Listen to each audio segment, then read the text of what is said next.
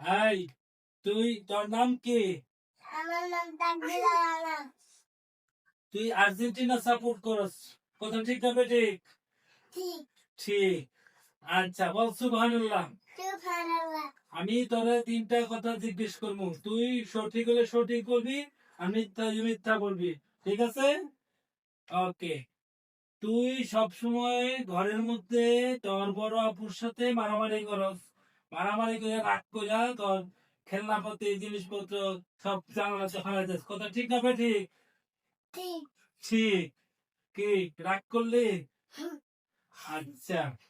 তারপরে তুই ঘরের কোনো খাবার তোর ভালো লাগে না, কথা ঠিক না বেঠিক? ঠিক।